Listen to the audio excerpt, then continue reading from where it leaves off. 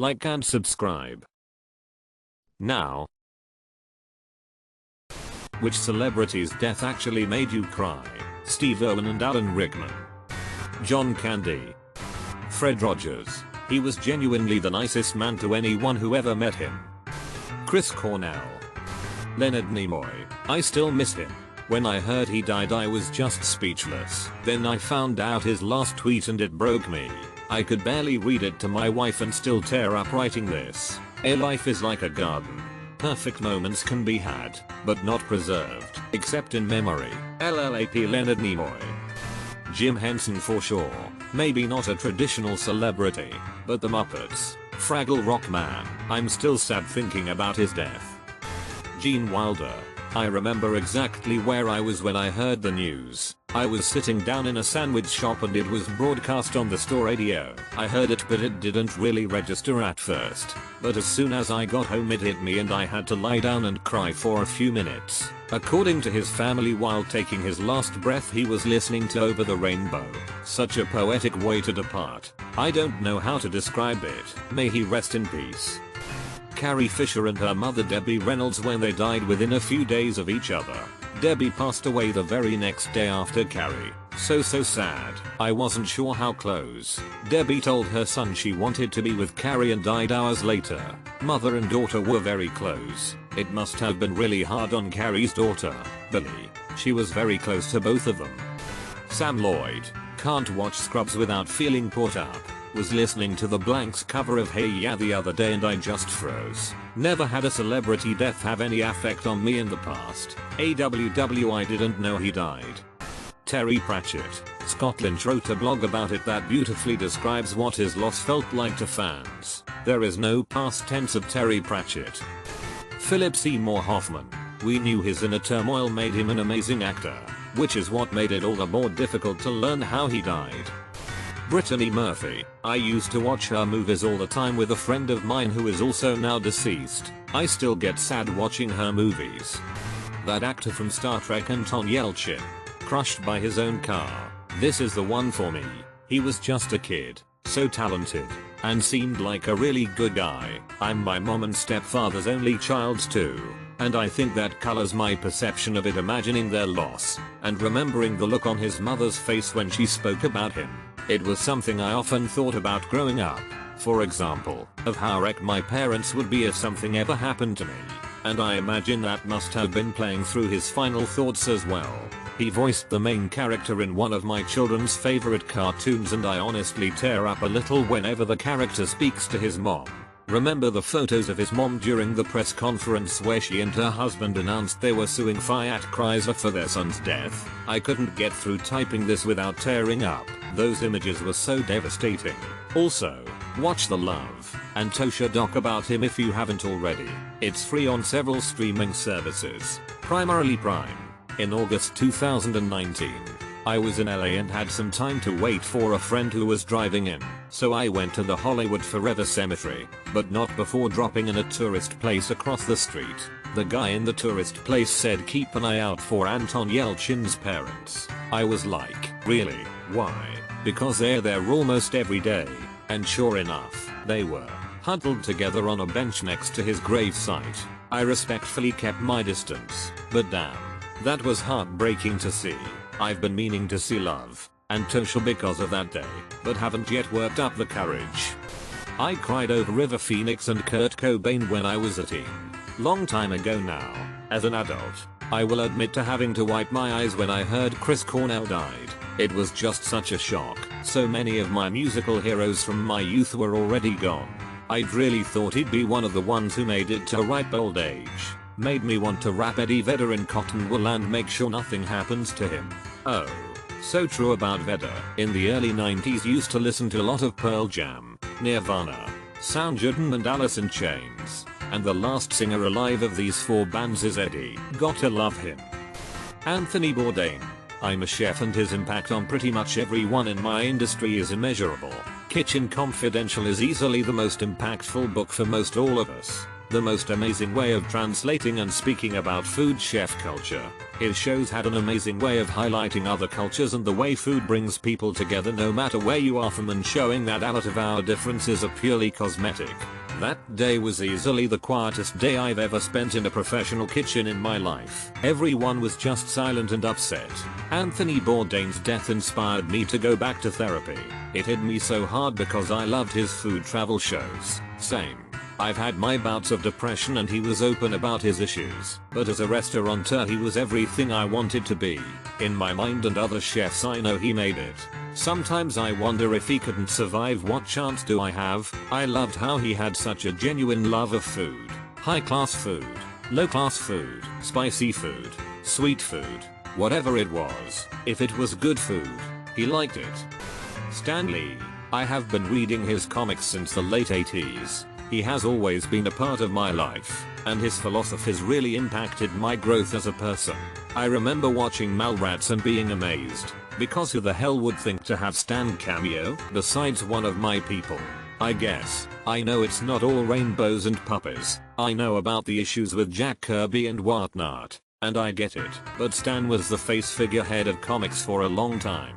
I was so glad he was able to live to see his characters properly brought to life. Those of you old enough to remember the older attempts will understand. Given his age, and the reports, I hope he understood it all.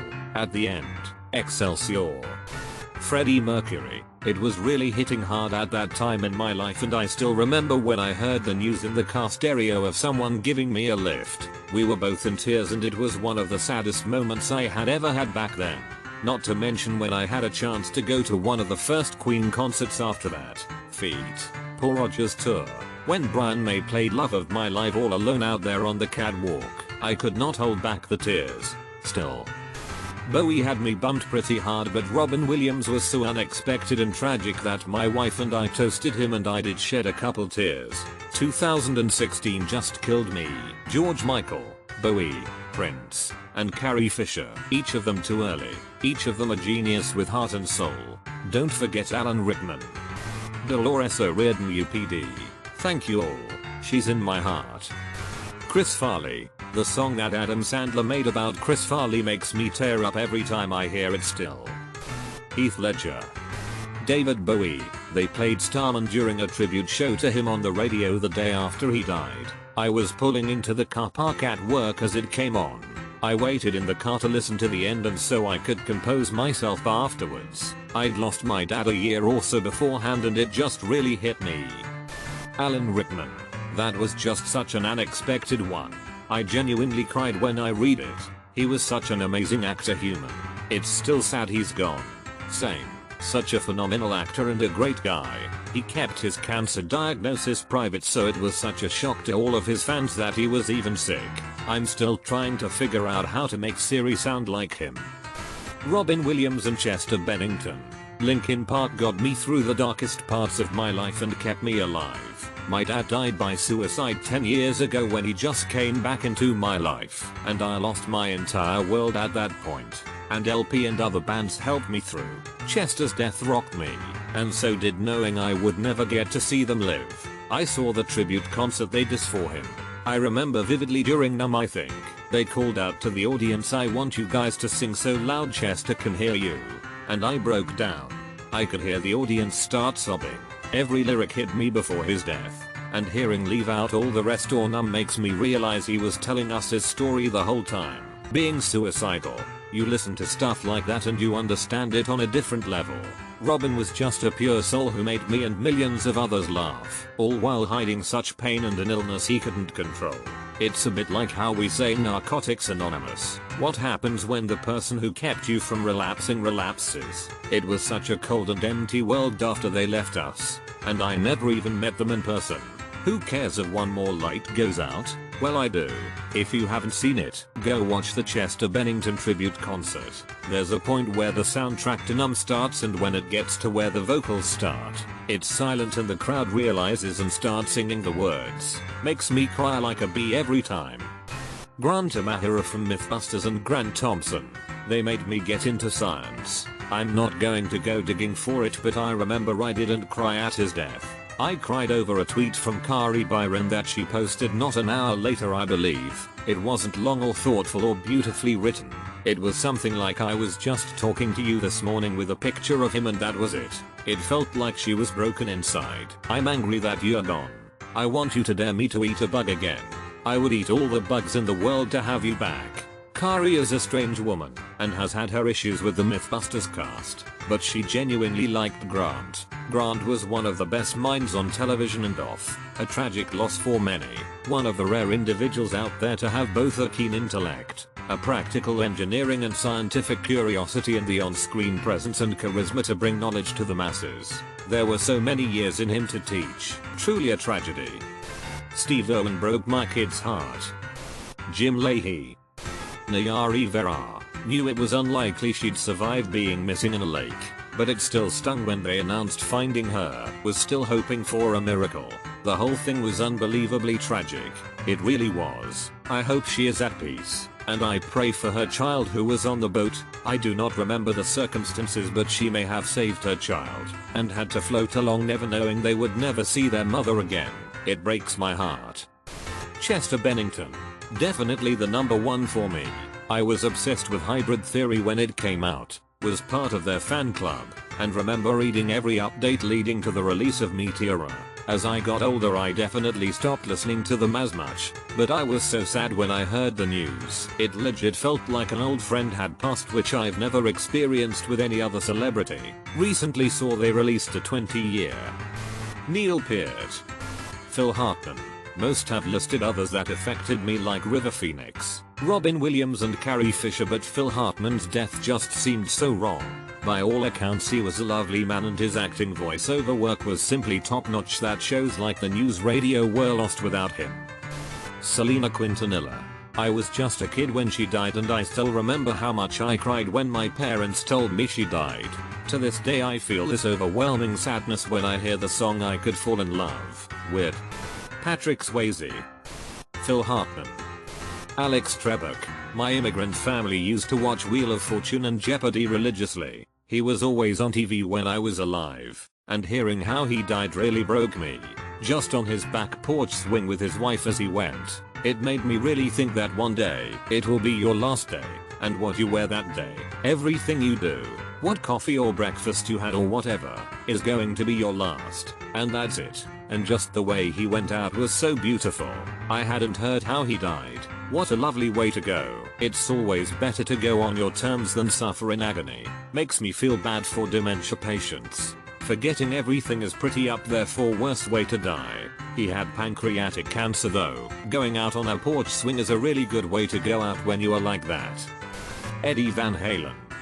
Christina Grimmie. I was a huge fan of her since the beginning, having followed her on YouTube since about 2010. She was only 22 when she was shot in the head and killed at her concert by a crazed fan. Her brother jumped the guy, and the killer ended up shooting himself in the head in the struggle. I was wondering if someone would mention her, right there with you. Sometimes I still tear up when I listen to her music. Such an amazing person she was. She was just the sweetest, kindest person. She didn't have drama online. She always thanked her fans, and I've never heard a bad experience about meeting her. I followed her on Snapchat. I remember her posting a picture of the venue she was playing that day. Later that night I read about the tragedy. Bill Paxton. I really enjoyed him. He was very well liked by those around him, and I was looking forward to seeing him in more movies. Michael Collins' death just a week or two ago was a tough one for me. For those who don't know, Collins was a part of the Apollo 11 mission that put the first men on the moon. But while Neil Armstrong and Buzz Aldrin were so famously walking on the moon, Collins remained in lunar orbit with the spacecraft that would return them to Earth. I'm a huge nerd about all things space, but especially the early days of NASA, from their first manned launches to the final lunar landings. I've collected quite a few autobiographies from astronauts and mission controllers of that era, and Collins' book, Carrying the Fire, is my favorite. He had such a unique perspective of one of the greatest moments in human history, and he told it in an incredible way. I've had the honor to meet several more modern astronauts from the shuttle days, as well as engineers who designed and built the Saturn V rocket that sent us to the moon, but I've not yet had the opportunity to meet an Apollo astronaut. With Collins's recent passing, there are now only 10 living people who have been to the moon, just 4 of whom actually set foot on it. I'm still quite young, and so I'm confident that I'll live to see the next generation return to the moon and possibly beyond. But until that day, we have very few people remaining who have been to the outer reaches of humanity's capabilities of exploration. And although their stories are recorded in various ways, a piece of the story always dies with the author. Very similarly, I was incredibly saddened by John Glenn's death several years ago. He was the first American to orbit the Earth. He died in 2016, a year where we lost many beloved celebrities, and he died on my birthday. Stevie Ray Vaughan, Tom Petty, Prince, Daniel Johnston, a schizophrenic singer-songwriter who constantly battled his demons to make the most heartfelt and pure songs possibly ever. I still cry when I listen to his music. Overseas, Mac Miller, Kurt Cobain. He was a really big deal when I was a teenager and his music was what first got me playing the guitar. He's a minor celebrity, but Adam Schlesinger, he's best known for co-writing Stacy's Mom, but I knew him as one of the songwriters for Crazy Ex-Girlfriend. I really got to know him through listening to his demos and interviews, so I was devastated when I learned that he had died last April of COVID-related complications. It was actually his death that really drove home the seriousness of the pandemic for me. Rick Mayall's death got me right in the feels. Robin Williams, if it makes you feel any better, it wasn't just in his head.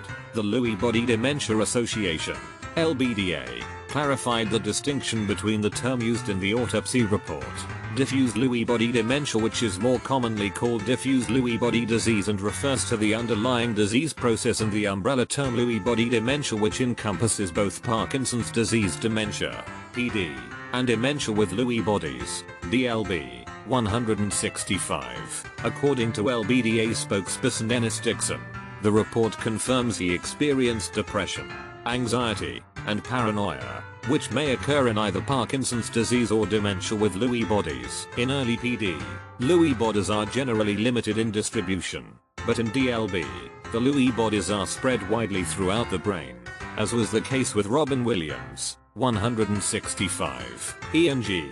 McKeith, professor and researcher of Lewy body dementias, commented that Williams's symptoms and autopsy findings were explained by DLB.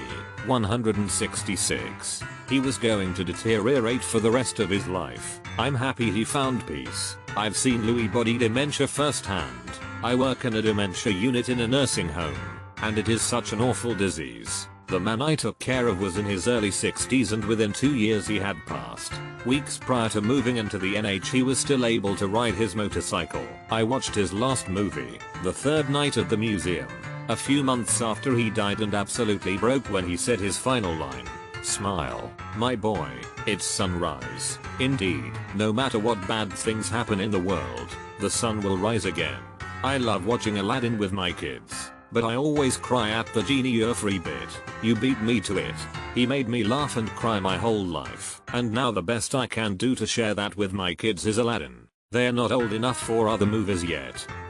Cameron Boyce, search the thread for this. I want a huge fan of Jessie because I grew up on Hannah and Wizard Suit Life, and I think I stopped liking the newer shows once Shake It Up started, and I didn't get back into the series that came after that. But I immediately latched onto Grown Ups. Amazing show. So funny. I loved it. And I love China McClain as well. Once I started watching Disney Channel original movies again, I loved The Descendants, and it was so nice to see both Cam and China after watching them grow up on Disney together and then in Grown Ups. Watching her video after he died was heartbreaking. He was so young. He had so much potential. I'm still so sad. This is mine. Not really a big fan because I'm old, and I imagine most Redditors are probably too old to be super familiar. But I have a 7-year-old daughter who is obsessed with The Descendants. He died right before the third movie premiered, and it broke my little girl's heart. I cried right with her watching the tribute Disney made for him.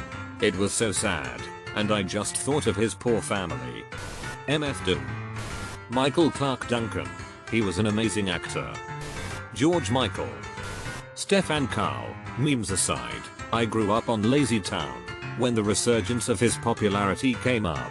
It was a nice blast to the past. And then when he died of cancer, I got extremely choked up since I've had multiple bad experiences with family members and cancer. Stefan Carl specifically too was an amazing person, and it's extremely unfortunate that him and many others have lost their lives prematurely due to cancer. Steve Irwin. That man was so passionate about wildlife, and it's good to see his wife and in these past few years his children keeping up the fight. I've been thinking about this one a lot since Bundy had her little girl. Steve would have been the most amazing granddad. I remember Terry talking about how Steve would get up early with the kids, and she'd wake up to the sounds of laughter coming from the living room every morning that he wasn't carting them around the zoo. I could imagine Bindi waking up to Steve just hanging in her house, doting on the grandkids, teaching them everything he knew. That family is missing a lot for having lost him. The video of him just all wide-eyed at Bindi as a baby is just how he would have been for her kid. An incredible spirit, and a loss felt throughout the world. Same, I was a kid and totally broke down. He was my idol and I was absolutely devastated when he died. It's really insane how much his son looks just like him. I agree how hard it was, and it's awesome to see them continuing his work. Lemmy Kilmister. John Prine when he passed from COVID-19 complications last year. First time crying over a celebrity since David Bowie, but Prine really took a big toll on me for a few days. Amazing songwriter, beautiful voice, and such a kind soul taken before his work here was done. Chadwick Boseman. He was battling cancer for years and not a single person leaked it to the media. You have to be a good person to have friends that loyal. Seriously. Right after his death, Disney updated the Marvel intro to the Black Panther movie with a complication of images as a tribute to him. I tried to watch the movie right after his death and legitimately couldn't get past that intro without crying. The tribute is still on the Disney Plus version of the movie.